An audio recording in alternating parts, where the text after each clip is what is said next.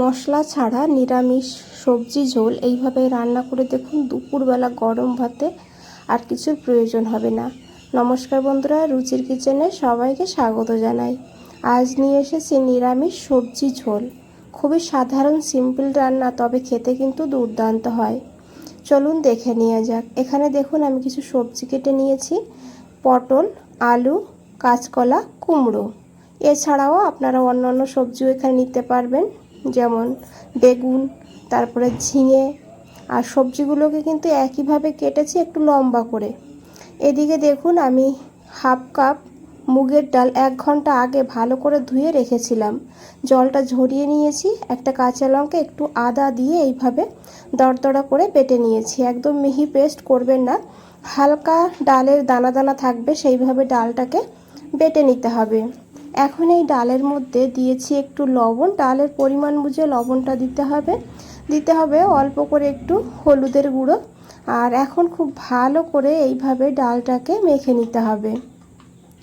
আপনারা চাইলে হাত দিয়েও মেখে নিতে পারেন, তবে ভালো করে ফেটিয়ে নিলে ডালের বড়াগুলো ফুলবে আর বড়ার ভেতরে ঝোলটাও ঢুকবে। দেখুন খুব ভালো করে মেখে নিয়েছি। এদিকে একটা কড়াইতে 2 চামচ সর্ষের তেল দিয়েছি। খুব বেশি তেলেরও প্রয়োজন হয় না রান্না করতে। তেলটাকে খুব ভালো করে গরম করে নিতে হবে। তারপরে সেই ডালের থেকে এইভাবে অল্প অল্প করে নিয়ে বড়ার আকারে বানিয়ে নিতে হবে। খুব বেশি বড় করবেন না, এইভাবে ছোট ছোট করেই বড়াগুলো বানিয়ে নেবেন।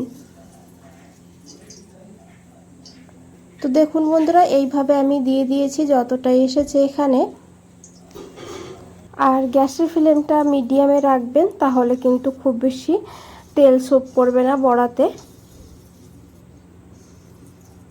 এক সাইড ভাজা হয়ে গেলে তখন উল্টে দিতে হবে। আর খুব বেশি কড়া বা লাল করে ভাজার দরকার নেই, হালকা করেই বড়াগুলোকে ভেজে নিতে হবে।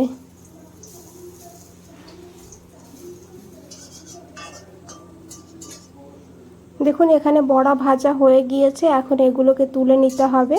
আর দেখে বুঝতেই পেরেছেন বড়ার মধ্যে কিন্তু ডালও দেখা যাচ্ছে। এইভাবে ডালটাকে বেটে নিলে যখন খাওয়ার সময় ডালগুলো মুখে পড়বে, খেতে বেশ ভালো লাগবে। তো এইভাবেই বড়াগুলোকে ভেজে নিতে হবে। এই তেলের মধ্যে আরও সামান্য একটু তেল দিয়েছি, তবে আপনারা চাইলে ওইটুকু তেলেও রান্না করতে পারেন। দিয়েছি একটা শুকনো লঙ্কা, আর দিয়েছি এখানে একটুখানি রাঁধুনি। অল্প করে রাঁধুনি দিতে হবে, রাঁধুনির ফ্লেভারটা খুব সুন্দর হয় এই রেসিপিতে। একটু রাঁধুনি আর এই শুকনো লঙ্কাটাকে ভেজে নিতে হবে। তারপরে এখানে দিয়ে দিতে হবে কেটে রাখা আলুগুলো। আলুটা যেহেতু রান্না হতে সময় বেশি লাগে, সেই কারণে আলুটাকে প্রথমে দিয়ে এইভাবে একটু ভেজে নিতে হবে, তবে একদম লাল করে না, হালকা করে ভেজে নিলেই হবে।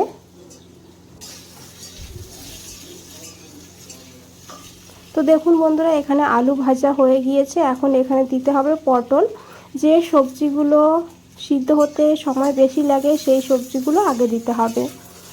এখন এই পটলটাকে দিয়েও কিন্তু খুব ভালো করে ভেজে নিতে হবে।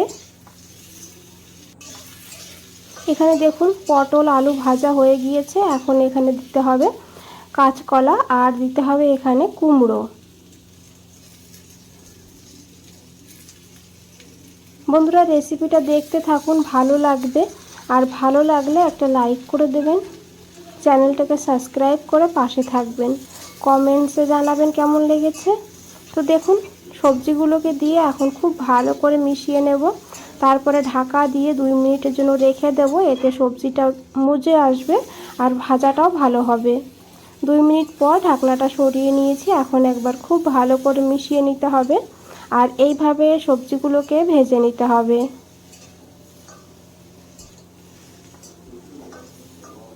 এখন এখানে দিতে হবে আদা বাটা। এখানে আমি 1/2 ইঞ্চি আদা একটু জল দিয়ে বেটে নিয়েছি। তার সঙ্গে দিয়ে দিয়েছি পরিমাণ মতন লবণ, 1/2 চামচ হলুদের গুঁড়ো। এখন খুব ভালো করে এই মশলাটাকে কষিয়ে নেব, যাতে আদার কাঁচা গন্ধটা থেকে না যায়।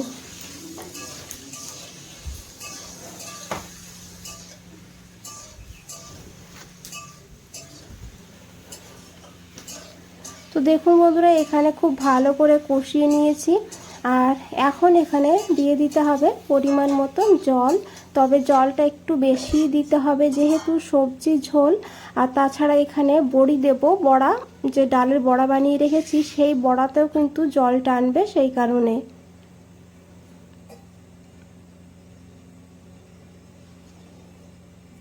জলটাকে দিয়ে খুব ভালো করে মিশিয়ে নিতে হবে।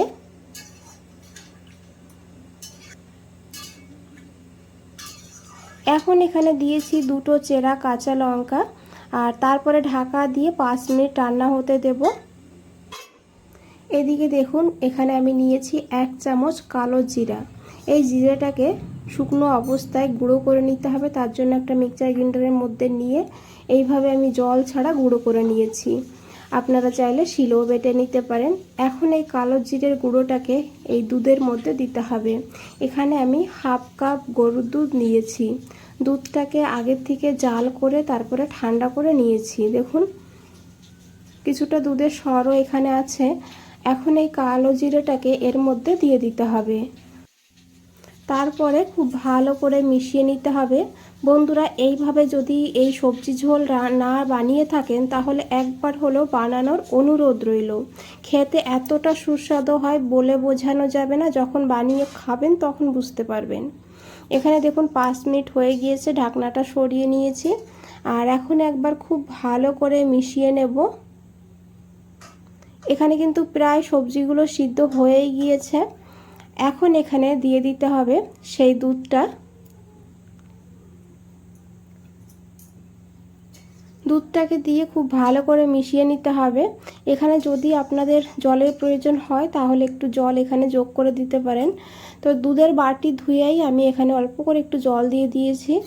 তারপরে এখানে দিয়েছি 1/2 চামচ চিনি টেস্টটাকে ব্যালেন্স করার জন্য। তবে আপনাদের অপছন্দ হলে চিনিটাকে স্কিপ করতে পারেন। এইভাবে 2 মিনিট ফুটিয়ে নেব দুধটা দেওয়ার পর।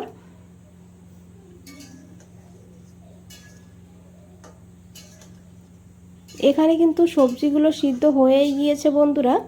আর দেখুন আলুও সিদ্ধ হয়ে গিয়েছে, আর আলু সিদ্ধ হয়ে গেলে বাকি সবজিগুলোও কিন্তু সিদ্ধ হয়ে যাবে। এখানে সেই বড়াগুলো দিয়ে দিয়েছি, দিয়ে খুব ভালো করে মিশিয়ে নিয়েছি। বড়াগুলো সিদ্ধ হতে খুব বেশি সময় লাগবে না, কারণ ডালটাকে ভালো করে ফেটিয়ে নিয়েছিলাম। ঢাকা দিয়ে 2 মিনিট রান্না করে নিয়েছি, তারপরে গ্যাস বন্ধ করে আরও 5 মিনিট স্ট্যান্ডিং টাইমে দিয়ে দিয়েছিলাম। দেখুন দেখতে কতটা লোভনীয় লাগছে।